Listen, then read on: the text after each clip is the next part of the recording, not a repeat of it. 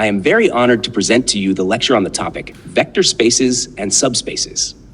In this lecture, I will present to you the definition of a vector space, the definition of a subspace, the criteria for identifying a subspace, and then how to quickly identify whether a space is a subspace or not, along with illustrative examples.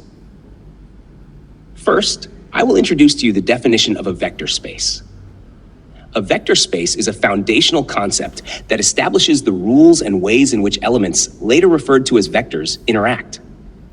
A set V, along with operations denoted by plus and sa, that satisfy 8 axioms, similar to the 8 properties of the set of real numbers, is called a vector space.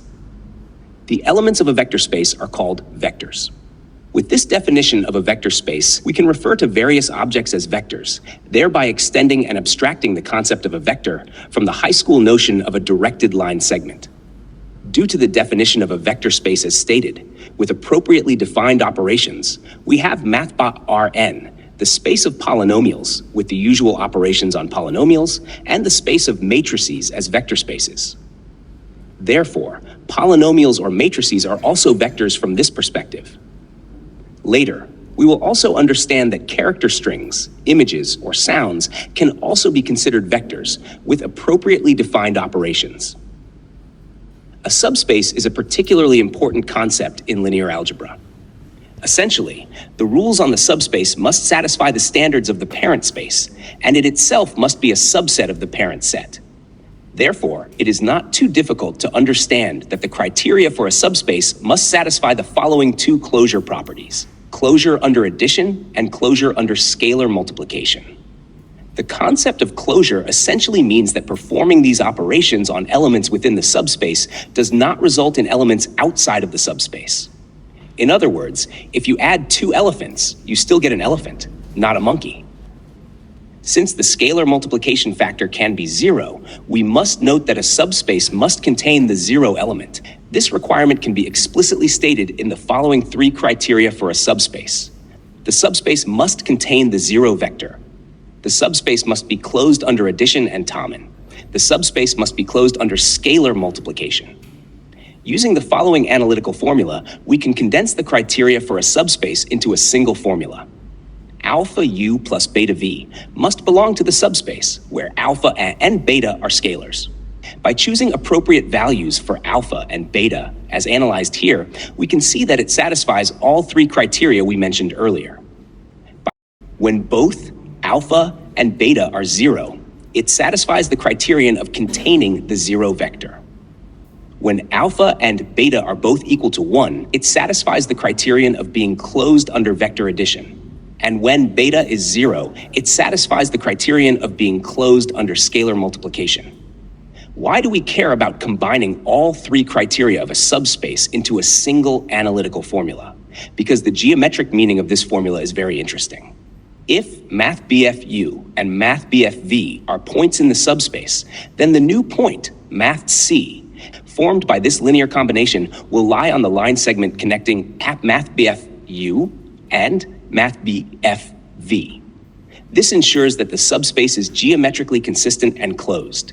From here, we have a quick way to check whether a vector space is a subspace for some types of problems. I will introduce shortly.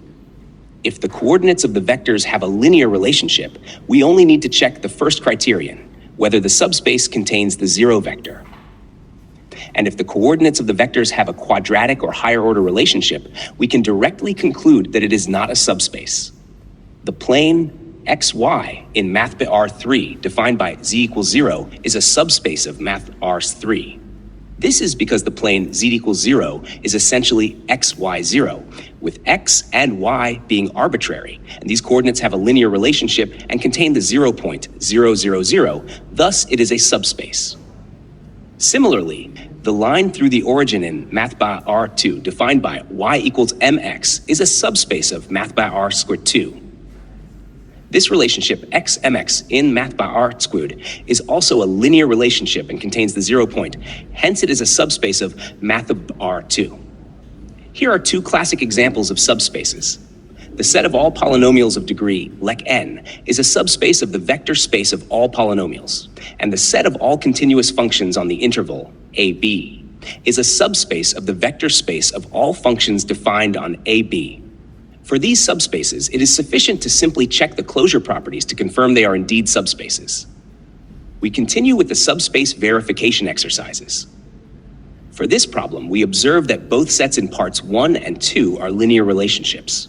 However, only 1 contains the point 0, whereas 2 does not contain the point 0. Therefore, 2 is not a subspace of MathBB R3. In this problem, we observe that both sets U1 and U2 are linear relationships and contain the point 0. Therefore, they are subspaces. However, U3 is a quadratic relationship, and hence it is not a subspace. In this example, all 3 sets, A, B, and C, involve linear relationships. However, only B and C contain the 0 point, while A does not contain the 0 point. Therefore, sets B and C are subspaces of Math R3, whereas set A is not. In summary, today I have presented to you the concepts of vector spaces and subspaces.